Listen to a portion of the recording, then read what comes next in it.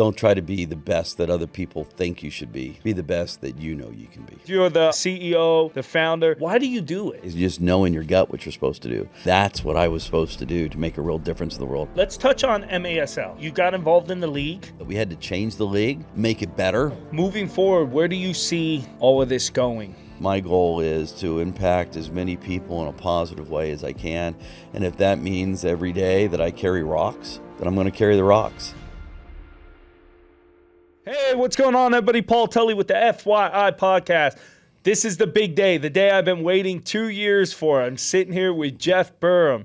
Jeff Burum is a very important man. This is one of the founders. I like to say me, Jill Van Balen, and Jeff have created FYI, but Jeff is much more than that. He is an entrepreneur, a CEO, philanthropist. I mean, he's all over the place putting good in the world. He is the founder of National Core, which is the producers of this podcast. So this is a big interview, an exciting day for me to be sitting here with Mr. Burum. Jeff, thank you for doing this. Hey, Paul, it's been a long day coming. Yeah. Your and I's relationship goes back now a few years. Yes. It's really great to see your growth, the podcast growth. That's why we did it all together. Man, I can't tell you how grateful I am. I tell everybody I know when we first put this together, I really thought a podcast, I'm a filmmaker and this has changed my life. It's so cool to be able to meet people from all walks of life. And every time I do an interview, I get gems. I think it does much more for me than I do for them, but it really does. It's hopefully it's affecting some people out there. I know some people personally that watch faithfully and always send me messages, but I think we're putting some good and inspiration in the world, and that all trickles down. I mean, it's a team effort, but it starts with you, man. So, well, let's tell you, it's been an interesting, year and a half, 2 years. Watching you do it on the road when it first got started, the portable podcast interviews, going New York, LA, restaurants, and then, we got to build the studio while you were doing it, and the studio is here and, running today. So, we've come a long way in the last couple of years, and you're really seeing the growth. Really love what you're doing, what we're doing, with inspiring folks. It's about the stories people tell. It's hard to motivate people daily with just words, but the stories that you're telling, it's real easy to inspire the world with the stories one at a time. So it's exciting. You give opportunities, in my opinion. I'm going to speak for myself. I don't know about it, but to the little guy, and that goes all the way from other engagements we've had together, whether it was my film and our film and other just projects that I've noted. National Core in general. I'm a resident of National Core. Changed my life when I got that apartment. National Core, for anybody listening that doesn't know, most of you do, but for new listeners, National Core, this is a company that Jeff started and with his partners years ago, and they develop affordable living throughout the country. And the bottom line is they affect lives and they evoke change and they give opportunities for people to have dignity.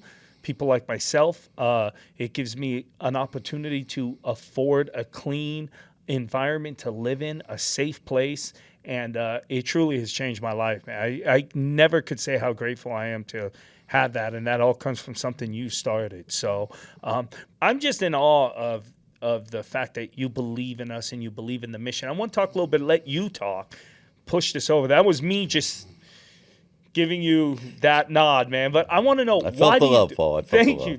I needed to say that, man. We don't get to talk too much about that, and I want you to know I really mean that. Like, I really mean it. I'm so grateful.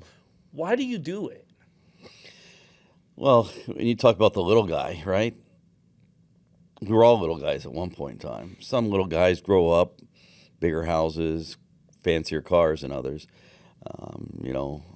I was blessed with a great mother, and she wasn't the richest or the most beautiful woman in the world, but she was a great mom. She was beautiful to me. Mom went through a tough time in life. When she was a child, she was cooking breakfast for herself at 8, and unfortunately, the kitchen caught on fire and burnt, 80% of her body. And I grew up, with a mom that was scarred. I mean, physically scarred. And when we went to PTA meetings, as a child, I had to, grasp with that, how people looked at my mom and made me always want to defend her, wanted me to defend women like her that raise their kids when their, husbands leave them. I love my father. He's passed now, but, when it comes to, fathers in this world, I wouldn't say he was the best role model, but I can say my mother was a great mother role model. And she taught me how to care about others, how to look past race, how to look past economic conditions, and to believe in myself, which then gave me the ability to believe in others. So, when you and I met, and, you're a general circumstance of my life where I see people that they don't see themselves the way I see them. I see something in them. I see a spark that they just need some encouragement to go after what they need to.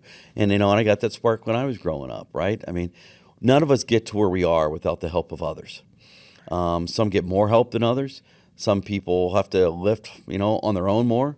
But I really believe that my upbringing, being tougher than most, economically, made me what I am today. I had to learn to fight early. I had to learn how to defend myself. I had to learn how to get up. I mean, when I graduated, the day after I graduated college on a scholarship, I had to be able to pay rent the next month. So, I had to get a job before I graduated, and I had to start because I needed to, but I just didn't have, I didn't have a deposit check to put down for rent, so I had to start working, overlapping college, and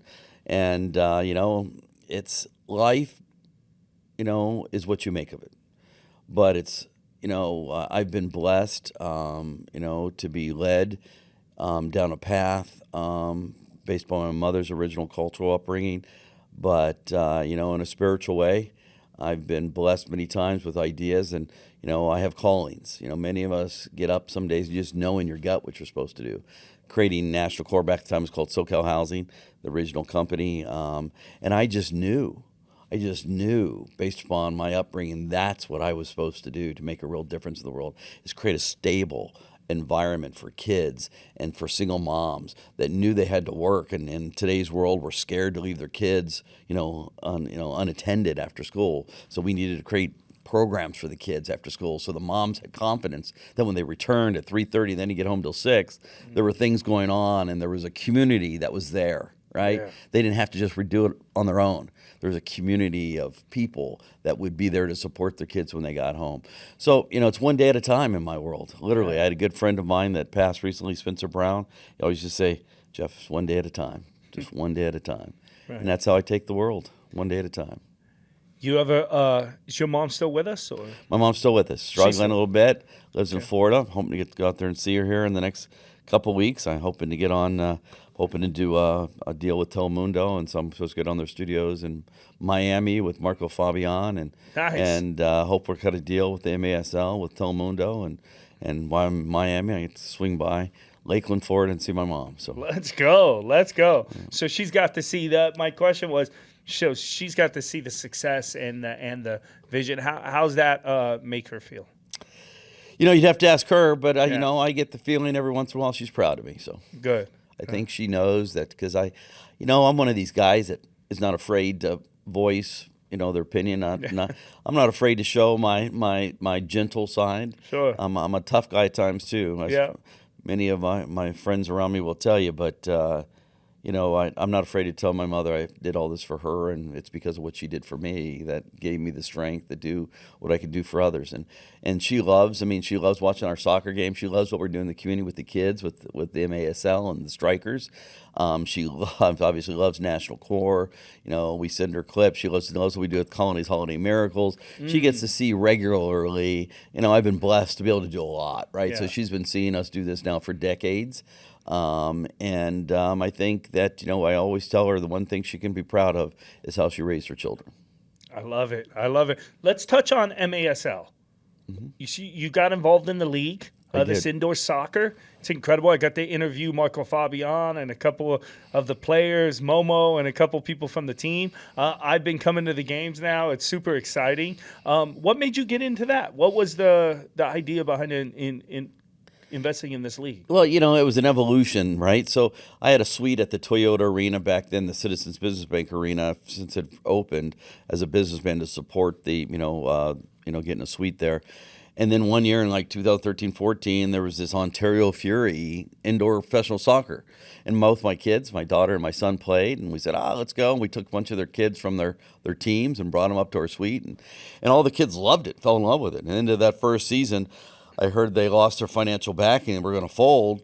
And I loved it. And so I met with, their main sponsor was my friend Chris Leggio. And I knew the guy that ran the arena. And long story short, I agreed to front some money with another good friend of mine in the community, and we put up initially loans, and then when the pandemic hit, my main partner that lent the money felt he couldn't make a living at it and moved off to Vegas and kind of left me the keys to the office.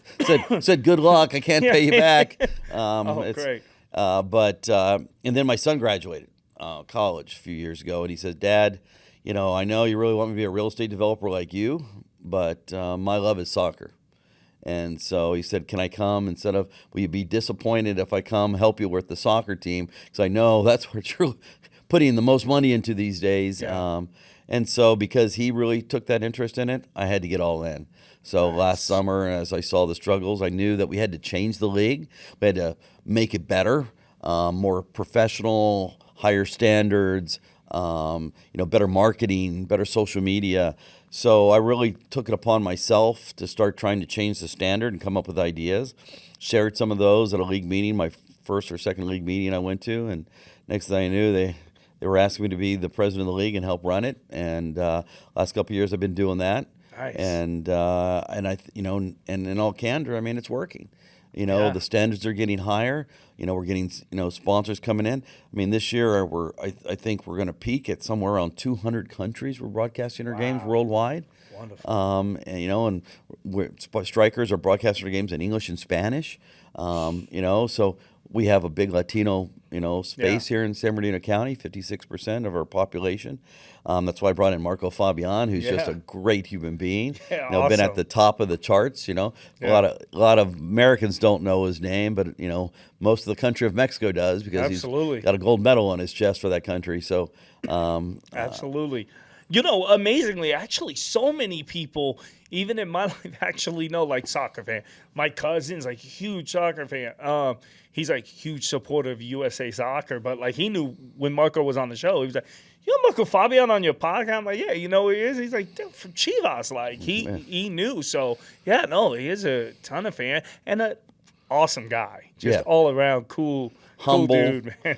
He's been at the top of the charts, and he made some mistakes in his life, like all of us do. Nothing, dramatic besides, getting caught with a beer the night before a game in a dance studio, and someone posted it. Not real good as an athlete. So, but nothing worse than that, and but he suffered through that, his own contract, his own money, because people thought he was a party guy, not serious. And I can tell you one thing about Marco Fabian: he's a hard worker and he's very serious. Yeah. So he was branded poorly at one point in his life, but he's really, I've taken him on as almost like a partner in this league, where I'm trying to get him his own franchise and helping him get contracts for us. And he's using his Rolodex. That's how we got to Telemundo, was him. Yeah. He knows all the guys there, and knows Carlos Martinez, it's buying Fox and Fox Deportes, and, is in all those negotiations. So he knows a lot of folks in that world.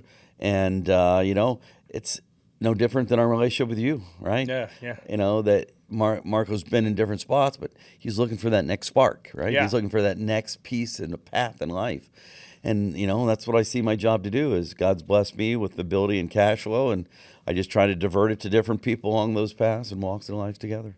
I love that. On that note, we'll talk a little bit about FYI and finding your inspiration. This podcast and how it came together. I think it'd be great to talk a little bit for a second about I live in one of the properties, and I had written and directed my first film, and this what's cool about what Jeff does and what National Core does, that it's important for me to put out for the first time on the podcast, is I'm a resident of the property, and I think it was about Had to be about 6 years ago. I'm a veteran, and Jill Van Balen had come to the properties. And National Accord does a thing where they take certain residents of the properties and they highlight them, and they do a gala each year. Yeah, we love to tell the stories. We love to tell the stories Yeah. of the residents Let's talk about that. as examples of to inspire others and inspire our donors to show, hey, listen, these are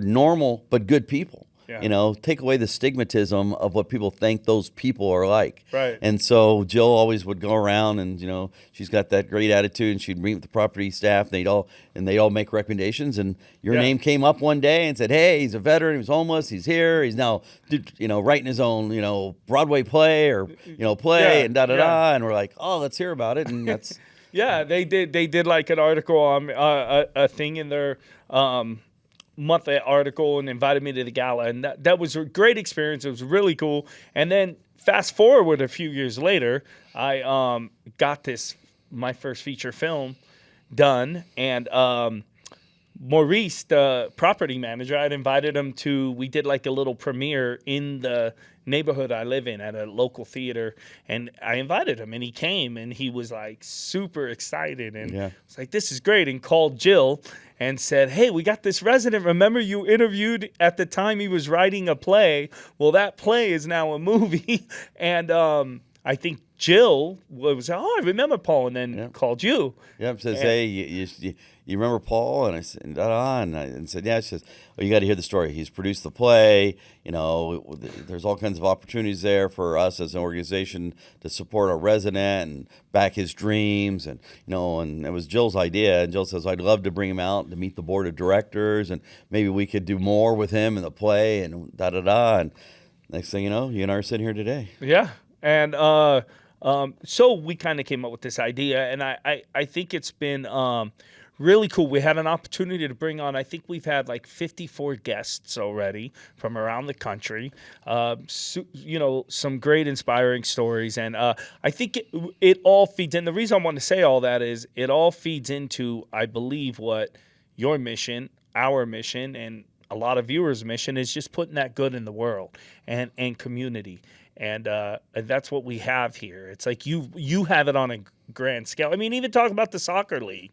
Like you were taking your kids to soccer. I mean, even talking about that is like community, even though you're taking it now on a big level. But it started off with, you had a booth, you're taking your kids there, it was something you liked. And that's what I mean. It's like it seems to be that you see these visions and you support them. And well, I mean, it's right. So community is defined in any geographical sense you want, right? From the smallest of family to neighborhood, city, county, state, country. We're all members of the world community, right? So in today's world, more than any time in my lifetime, things seem to be awry. The discourse in the world is challenging at times. People have stopped listening to each other, right? I mean, if you just talk about politics, I always consider myself a moderate, even though I'm registered in one party versus the other. I've always considered myself a moderate from the standpoint of it's really about the idea, not about the messenger. Right. Too many people judge ideas by messengers, and they create bias about that messenger. And so I really believe in the world today, and what this podcast is important for, and the stories and the guests you bring on, is to tell the inspiring stories of their lives that can relate and inspire someone else going through a similar circumstance in their life that might give them that spark at that moment. So we can only touch, right? So I was feeling guilty 4 or 5 years ago, in all candor, that led to what we're doing today, because I started feeling guilty that I was only giving money and helping those people that I saw, that I ran into, right? National Core was doing more, but it's then based upon my staff and who they could touch and who they could feel, whose application they could approve. Yeah. But if we were going to make a realer impact to the world, we had to do it through this prolific growth of technology and words and video and reaching more, because there's no better way in today's world than through a broadcast, through, an audio book, through a podcast, to put out there to get people to hear the proper messaging, and not that you and I, are the authors of proper messaging, right? Everyone, I mean, but that's why we bring in different guests. Yeah. That's why you bring in different. That's why you interview them. Yeah. It's the common collective good that inspires the world. And if we all start paying attention to those common variables that we have, right, amongst us, then we can start seeing the other side again. And we can start dialoguing, and we can start communicating. And then that disagreement about whether, something's white or black, you start seeing, well, maybe it's both white and black. Maybe it's gray, or maybe it's black on one side and white on the other. Right. But it's not about fighting. It's not about winning. Yeah, it's not about being right or better. It's about learning together, and if we start to learn together, and right now, I really believe it's a pivotal time in history, not only because of the discourse, but because technology, right? Our ability, like I said, the MASL, we're going to be at 200 countries, right, with broadcast. We couldn't have done that years ago. Right? Because there wasn't the bandwidth, there wasn't the ability. Now it's there. It's the technology, and we're willing to offer games for free. So we're not limited based upon cost. Right? So we're going on free platforms, putting out the broadcast. Our broadcasts are getting cheaper, right? We don't spend $700,000 to broadcast an NFL game, right? We can broadcast an MASL game for like $4,000, right? And put it worldwide. Right? Exactly. And so those are unique times. I liken the technology movement where we are today and messaging to the first Terminator movie where, they sent the Terminator to kill John Connor's mom. Because AI's there now. Right? And so we can learn, we can either turn it into a positive way, and we can find the positive messaging, and to learn to trust AI if we can help develop it with the inspiration of good. And so the messaging that you and I are putting out, the karma that you and I and the karma others put out to encourage them to put out the positive messaging, in my opinion, over time can change the world if we all collectively move in the same kind of direction in a positive manner. Right now, moving forward, where do you see all of this going? Like ideally, the pod, the soccer, the league, the company, all the endeavors you're in. I mean, a lot of my friends say, I've taken on too much in this world, right? But some of us are built differently, right? Not saying better, worse, stronger, weaker, not making, any judgments. But I know my DNA was designed to multitask, right? My DNA was designed to give back. It's innate in me because of my upbringing, right? So I don't think about it. It comes out naturally. I'm walking down the street. I've taught my kids, my father went through tough times in life. And when he and I reconnected when I was more of an adult, he said to me, you don't know what it's like to beg on the street when you need to. He says, so he, really instilled in me, and a powerful message was, if you ever see someone begging on the street, don't judge them. Because you don't know what they're going through in their mind that day to have to look at you and beg you for money. So he says, if you've got it, whatever that is that you can afford, you give it to them and you move on. You don't, I try and encourage every once in a while. I don't try to judge, but every once in a while I try to give them words of encouragement when I hand money. Sometimes I just give them the money because they're in a state that they don't look like they want to engage. But it's, that's the innateness that we got to bring back to the world. The caring and the giving. We've started hoarding too much, right? I mean, intellectual property. You don't share. Elon Musk gets it. He shares with the world. He doesn't. He doesn't protect any of his patents. Says, listen, if you can make it better, God bless you. Go make it better. Right. And I think that's what's happened. People buy bigger luxury yachts. And they use it 7 times a year. Right? Do you need a luxury yacht that you only use 7 times a year? So I mean, I think it's time to teach the basic variables again. And my goal is to impact as many people in a positive way as I can. And if that means every day that I carry rocks, then I'm going to carry the rocks. As long as I see that lifting those rocks is making a positive impact, it's going to physically wear you out. It's mentally going to wear you out. You're going to have moments of depression. You're going to have moments of where people are attacking you, right? I mean, I've been attacked my entire life. I was just going to say, and you've been there. I mean, for anyone listening, without going into, but it's not like you're just a guy that is loaded with money and doesn't have problems and you just give. You've had highs and lows. You've been hit from every side. You faced tragedies, and I mean, I know we've talked, so it's like you're not just this guy that's always just winning. Yeah, There's no, been we've been unfortunately surrounded by challenges, because challenge is where you find your character is, right? So whether it's through death or legal attacks, character attacks, you got to find who you are. Yeah. Responses in this world are about you. So it's easier for me at 61 now, right, to sit down, because I've been through it. I've been angry. I've fought back. But I'm at the point now where I don't need to fight back. Yeah. Does that, by the way, doesn't mean I don't fight back, but Right. I don't have the need. Yeah. I only fight when I have to, right? I don't pick battles. I was just going to ask you that. How do you deal with that kind of pressure? You're putting out not just financial, because you carry a heavy burden like that, things you're doing, like you're putting out.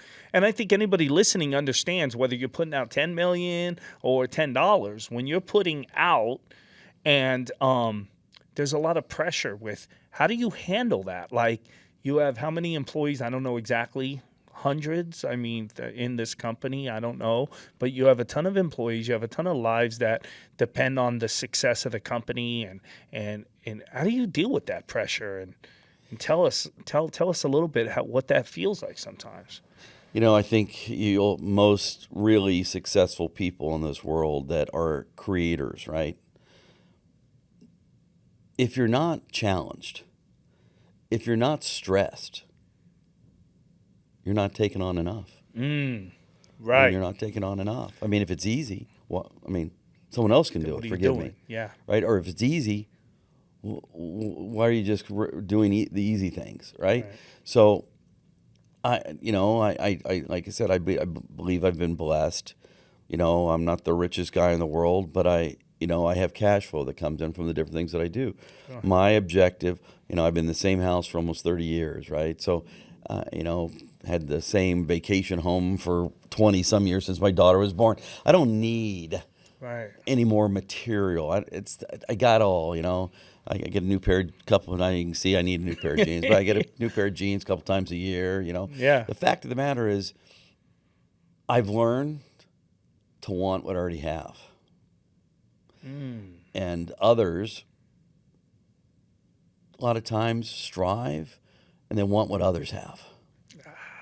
And so my goal through my years that I have left on this earth is to use every bit of my cash flow, whatever that is, to put back into endeavors that can continue to help spark ideas, whether it's the arts, whether it's athletics, whether it's, healthcare, whether it's housing, wherever God leads me. And I see that, that spark, that calling.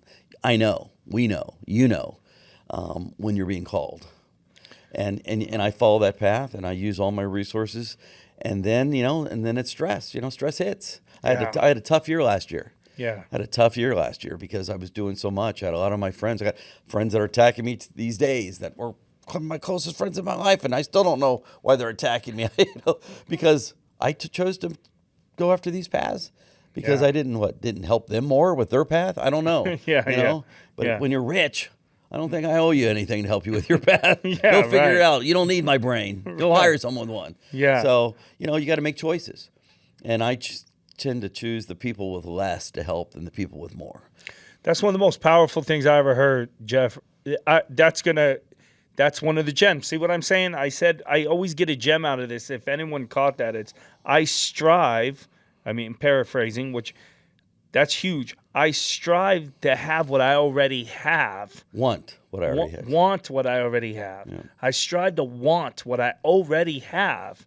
Other people strive to want what other people have. And that resonates. That resonates. I think, I'm not at the level you are, but in as the creative I am, that's how I feel. I'm very happy with I get to keep creating, and if I could keep creating, and through tragedy, loss, family, death, issues, We all go through, it's life, but it's like, I'm not like, I don't want this made up thing that like, oh, I need fame and this and like, I want to, I'm very comfortable in what I could continue to do. So I don't know, that hit me in a certain way. And I think that's a great place to be in life.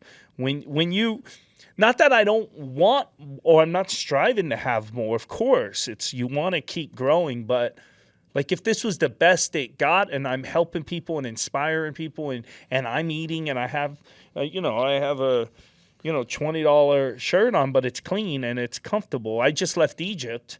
I was there for 10 days. I had been saving up for a year and a half to go on this trip. And I think that's another thing. People need to travel. When you go to places, one day I was finished eating and I was going to throw my food away. I went outside of the place and I was throwing my food away and this kid comes up to me. And the kids are barefooted and just really asked for my trash. And I thought, I didn't know if they were going to ask for money. They didn't know nothing, the food. Oh, I'm hungry. I gave them my trash and they ate it right there. I was like, oh my goodness, man. And I've been around the world, but I mean, it was a reminder, and this was just last week, coming home to like, man, we have so much, and how can I help? What can I do to just make this world like a little bit better with the days I have? And that was the reminder. That's what I got out of that trip, aside from seeing the pyramids and this great history and historical places, but just it's a reminder of how much abundance I do have, even though I don't have what a lot have. Right. And so but it's all relative, right? So, I didn't always have what I have today, right? But it's also not just a material discussion. It's about a career. It's about a mind. It's about a commitment. And I think when I also say, I've learned to want what I already have, what I know is I'm not good with where I am today, right? Because I know I can impact more. Yeah. But what I have is friends like you, friends like Jill, friends in this world that help me grow. So I want more of them. I want more of their help. So I'm not resting, but it's about wanting what you already have. We have so much that we can affect in front of us that we have to recognize our assets. Too many people overlook what they have.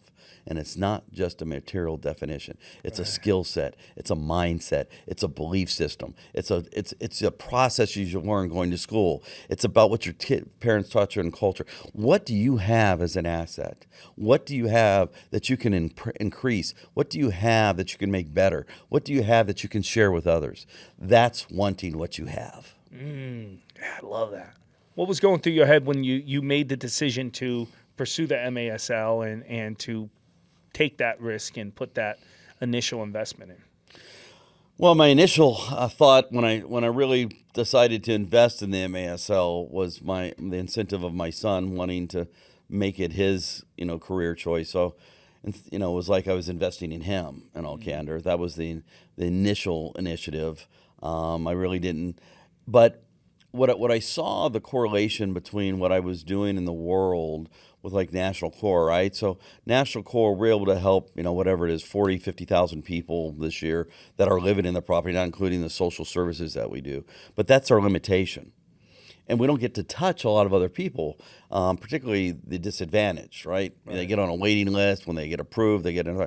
So my point was what the MASL became, and when I saw them in a microcosm, was what they were to me and my kids and the soccer players that my kids took to the games, when they were younger. And I realized they could be ambassadors of goodwill for a community, inspiration, because those players aren't wealthy players. Marco Fabian's been at the highest level, and he makes a lot more than the average guy in our league. Yeah. But a lot of these guys are struggling to still chase their career and their dreams. Right. But that struggle is a great inspiration for other kids to see, to chase their dreams, right? Yeah. So it was almost like this was my way to reach beyond the National Core communities. It was a way to reach more people, which then as you started getting into all the details, my brain starts going and it starts clicking. I start creating these architectural plans in my own brain. I'm like, all right, we got to do this. Now we got to figure out how to get the broadcast. I got to help control the I got to go cut the deals. I got to get friends. Robert Diaz and I sat down in an office one day. Robert Diaz, general counsel, he says, you're going through this. He says, if you want to do this, if they want you to be president of the league, you need to do that. Robert's one encouraged me to do that. He says because you got to take the title, you got to take the reins, Jeff, like you do everything else. Yeah. If you're going to do it, you got to lead. Is that army in him? Yeah. And he says, and so Robert talks me in it, and I said, all right, called the chairman, a friend, Shep Messing, who's just a great human being. We got some great people in the MLS office, and there's a lot always discord with some of the owners because if someone doesn't get the right ruling on a red card or a yellow card, and I complain about them all the time. I'm the biggest complainer about refereeing in the world because they're inconsistent, but they're human. I forgive them the next day, as after I finish yelling them during the game. After you scream. I love to scream. I love to be a fan. Tommy Lasorda once said, Jeff, you've got to stop being a fan. You got to learn to be an owner. You can't yell during games. You can't let the fans see. Like I said, Tommy, that's how I am. He says, well, you got to change, Jeff. You got to change. Well, Tommy, bless your soul, I still haven't changed. Well, I'll work on that. But he's laughing from above. Yeah. But so the idea was, all right, so how do we do it? And then it ties into your podcast. It's how do we get? So one of the things that we're doing at the MASL, right, that's going to benefit you and I, we're making the contacts like we did when we went to Monaco together. Yeah. There's a reason we went as a joint, right? Yeah, and I don't know if everyone else figured it out yet. It's because we all have to learn how do we get those contacts? How do we get those broadcast partners? How do we reach them? Yeah. And if we can overlap with our content, with our stories of inspiration, our soccer games where they want to play them, if we can offer our messaging for free, because some of us are subsidizing it, right? It's not free. It's not free, but it's free to them. Right. If we offer it, right? Right. So if we offer free messaging, free content of great soccer games, of great stories like your guest, we might actually get them to listen and play them in other parts of the world. Yeah. And if now as AI comes around, you're going to find out this next year we'll be working on how to interpret all your podcasts in any language in the world. Right? That's awesome. Yeah. And so it's all part of a big plan to continue working with AI and technology. And the MASL is a huge part of that because of the ambassadorship. I'm working today on getting one of the best indoor short-sighted soccer players in the world was MVP in the MASL last year, that I can't get the immigration department to give him a proper visa to come in here and play for me. He can play against me, but he can't play for me because of the immigration. It's so skewed in this world today that, but I'm trying to show us, and we're a community-based sport. We're the only professional high-level sport in the Inland Empire that plays, in San Bernardino County. And, but I don't give up. I'm calling hospital CEOs, hey, will you write you're a partner in this, will you write a sport? Head of the convention center, businesses, local restaurants, local car dealers, hey, because they know the impact we have, right? Yeah. We're a Latino sport and a Latino community with no other, we don't have an NFL team. We don't have an MLB team. We have feeder teams, right? We have a feeder, club, single A Dodgers. We have a feeder for hockey. Right. But this league, the MASL, is the highest level of indoor soccer in the world that most people don't pay attention to. Indoor short-sighted soccer is growing faster than outdoor soccer, and soccer is the fastest growing sport in the world. You got PK that we met over in Monaco, right? He's doing the Kings League. Yeah. You got I Show Speed that now wants to do what's called a Ballers League in the U.S. They're all following our path we've already blazed, but they're doing it in a gamified way. Yeah. And in all candor, God bless them for their ideas, but we're a better league. We're a better sport. Yeah. We have better players. We're not a gimmick. Yeah. And they're making gimmicks. They're having fans, kick PKs or rolling dice or pulling cards in the middle of the game, changing the rules. That's cool. I love it. It's growing the sport. Good for them. Yeah. But it's not me. Right. I'm trying to grow show them how talented my guys are. Yeah. These kids living at our Ontario hotel over here, right? That, get up and train 6-7 days a week trying to be the best they can be as a soccer player because they still have dreams of making the MLS, right? Yeah. We've had the kids that have been on our team that made the MLS. Adrian Perez, went off to LAFC, went off to play in DC United. We've had them. Izzy Cisse is on my team now. He used to play for LA Galaxy. Yeah. These guys are chasing their dreams. Yeah. And so I want those guys to teach other kids how to chase their dreams. That's how we impact and we change. Hey, I have a question for Jeff, if you don't mind. Sure. Hey, Jeff, you are so passionate. I've known you for 30 years, and you really care about the things that you work on. And one of the things that I love is it's not always the same things. You continue to grow and, embrace new initiatives and that type of stuff. How does that start? How do you decide about the things that you care about? Because you build on them once you decide on them. Great question. Well, well, thanks, Jill. Thank you, Joe. You shouldn't have acknowledged your age, Jill. 30 years, you shouldn't have said it. You just said, we've known each other a long time. But you met her when she was 10. Right? yeah, that's exactly right. I knew her dad. So, it's not easy. And I mean, I will tell you, so when you get a call in or you get an idea, you never know, because they're not all the best ideas. They're not always ones you should chase. I've had a lot of ideas that I haven't chased. But right now, I try to follow my gut.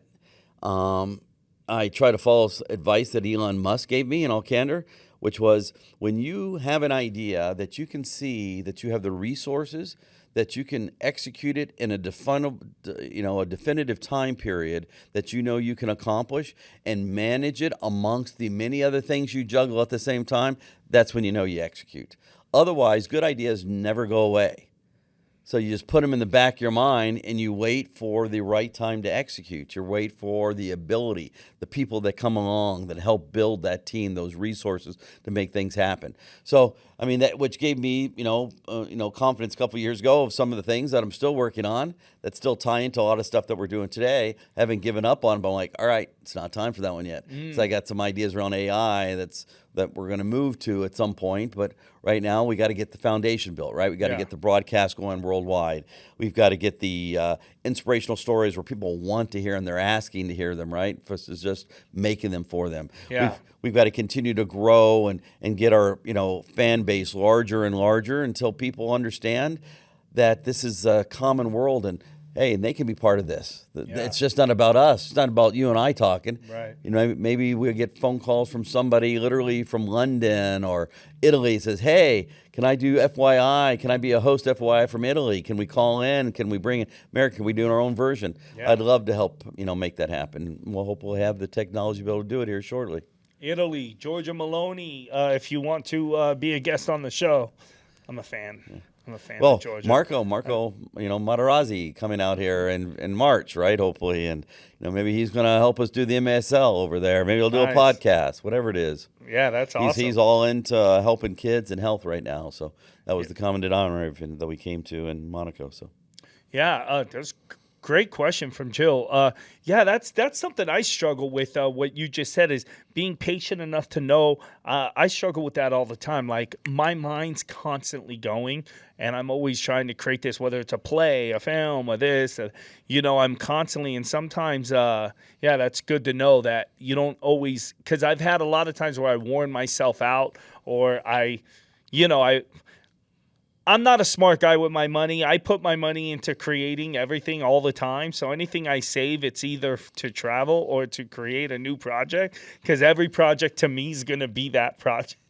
And whether it's producing a play, but sometimes I think learning to say, oh, that's a great idea. It's not the time for that.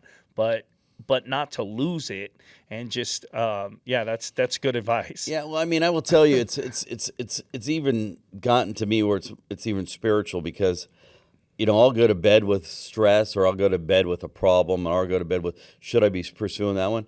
And I'm just telling you, Paul, I wake up in the morning and I have the answer, and I know which one I should be chasing. I know which ones I should be working on, and which ones I should let sit, and because I have the answer to the one problem I was fretting on. And so it's crazy. And it's been that, I mean, I can tell you, 50 stories in life where things like this have happened. Back in the day when we tried to start National Corps and Orange County filed bankruptcy, and the main lender, San Juan Bank, was the largest bank for Orange County, and pulled out a loan on us a week before we were supposed to close our first portfolio. And the whole company was stressed that we were going to go under from the beginning, because they were going to take our entire deposit. These Wall Streeters, they had our whole $1 million, all the thing we had in the bank that we got from a city was all gone. But you sleep on it, you ponder on it, you believe, you pray, and answers come. And I've been blessed enough, and I don't always get the answers in the time period I want them in. Yeah, right. But I've learned to trust and believe. So, kind of tying all these projects together, what's the commonalities between them? It's the obvious answer to what we're doing at the MASL, what we're doing at CORE, what we're doing at HOPE. and what I do at Diversified, what we do at the Colony's Holiday Miracles, you name it, FYI, the podcast, the broadcasting issues. It's about broadening our community and touching more people. So the common denominator is inspiration, Yep. growing your community to be larger that you can inspire. I love that. I have a question for myself, and this for anyone listening, young entrepreneurs out there, because that's what I mean. We're talking to an entrepreneur here who's had huge successes. How do you deal with the failures? How do you deal with What failures? Have you had any failures? Oh, I've had you move on. Okay. I'm sure I've had failures, and if I really, really thought about it, I'm sure a bunch of my friends and naysayers out there, they can nine of my failures riddled off like this, but I don't dwell on them. I move on. Do you even feel like I learned from them? Do you feel like they're failures, even stuff that, or do you find success in everything, even if something it could be looked at as, okay, that didn't monetize the right way, but it's still a success? Or do you even feel like anything has been failures? Or well, if failure is defined as losing money in investment, yeah, I've done that a few times. I've believed in others. I don't know that we've lost. We'll find out about this reality show. Jill and I made this song once that Sony won't let us release, but I don't look at any of them as failures, right?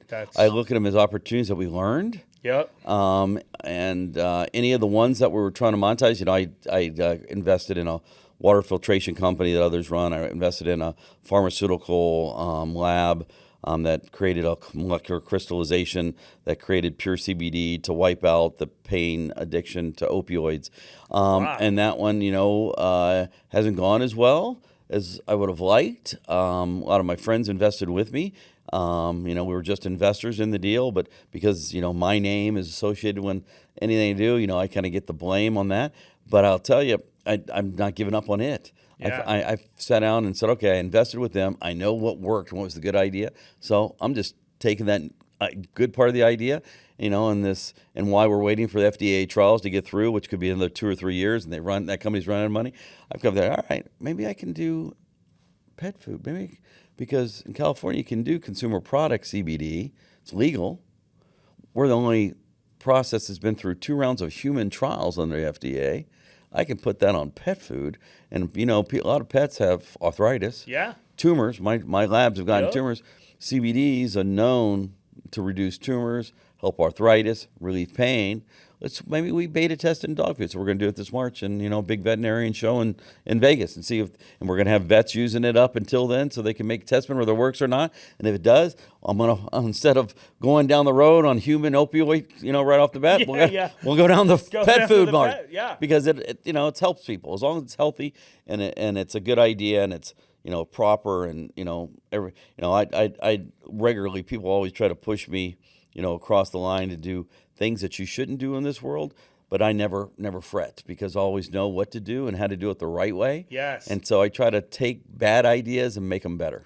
I like that. I like that. Same. I've been in so many situations in my life where people have these great ideas, friends of mine, that aren't really something that align with what I think is making the world a better place. And I always try to just have faith and it's a longer path, but I go with the stuff that's, I feel is an asset to the growth of just putting the good in the world. And I haven't regretted it once.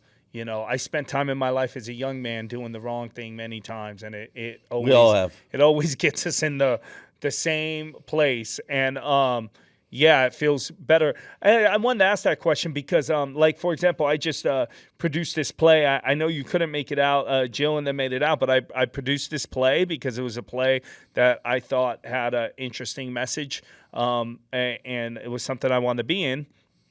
So me and a couple friends put up the money, and we did it, and we took a loss. And people tell me, man, why? Does that bother you? I said, no, because to me, it's not a loss. Here's the thing. I lost a couple bucks, but I also got to perform for multiple nights in front of incredible artists that I respect and industry people. And I got to grow as an actor. And work with other people that were also serious artists that are growing. So to me, it's like, I don't know what a loss is. That's why I was asking you that question. To me, I don't. If people just take losses monetary, then yeah, I probably take losses more times than I want to. But if we're talking about growing and my skill set and the community that I was around and the people that got to perform and the relationships I built in that process, then it's not even nearly a loss. Well, so that's kind of how I look at my endeavors. Right. It's how people measure things, vary, right? So some people measure things economically, like we talked about earlier. When you create a play, it's a work of art. It's what you can create as inspiration doesn't have an intrinsic value. Right? You don't know the impact you've made. You'll never know all the impact. If everything's about intrinsic value and what it does for you personally, National Court wouldn't be here today. Yeah. I work for free. I donate money to it. It's an economic hit on me every single year. My time, my money, right? Yeah. But it was the right architectural plan. Changing lives. I could have made it the Jeff Burum Foundation, and I could have controlled it. But I thought the better architectural plan was to show people how to create a company where you can give back, where you can work for a company that's helping others, and they can take pride and inspire. And because of those better architectural plans, it could grow faster, better, and be better than other companies that were doing the same thing. And I think that's over time shown that. So it's not about return to us. Yeah. I think it's when Paul, I'm pretty sure when you and I die, I'm pretty sure we may not have been the best human beings. We might have been the best, I may not be the best dad, the best husband, the best, father, the best, boss. But I'm pretty sure something on my tombstone should say, but he gave it his best. I think you're right. I hope you're right. And that's what we strive to do, man. We're going to keep swinging. What's Rocky say? Keep punching, man. And I like that. I think that's a good segue to close out. That made me feel, I do give it my best, man. I know you give it your best. I know a lot of the people we work with are giving it their best, and that's all we can do. That's all we can do. I love that, man. Well, listen, just because you're the CEO, the founder, and the man with the plan, you don't get out easy. Every guest that comes on FYI has to look at that camera. And for someone listening, this is what I do with every guest that feels like they're relating with you. They something hit them in this, something about your story makes them go, maybe I could be the next Jeff Burum or the next whoever I am, but I like what he's saying. What advice would you give them? It could be 5 seconds, it could be as long as you want, but what advice would you give that person that's listening?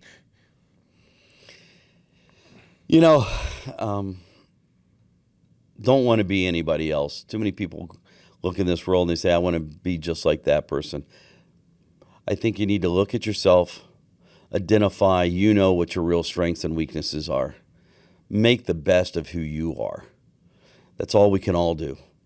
Don't try to be the best that other people think you should be. Be the best that you can be. Man, I love it. Jeff, I want to thank you for taking the time to come out here. We've been trying to get you for a while, and you're a man of your word. You did it. You came. You put a lot of good gems into this interview. So I want to thank you for coming. And again, I want to thank you for all you do. I really appreciate it. Well, and I want to thank you, Paul. I thank you for hanging in there with us, believing in it, letting a studio run 6 months over construction period. You took the road act on the road, and you're inspiring people every day. You should never stress about the problems you be facing. Everybody in the mud on the struggle trying to make it. Look into the mirror and you see the motivation. Then you step into the world and you find your inspiration. I'm finding inspiration, and once I get a hold of it, I'll never get complacent. Look into the mirror and you see the motivation. Then you step into the world and you find your inspiration.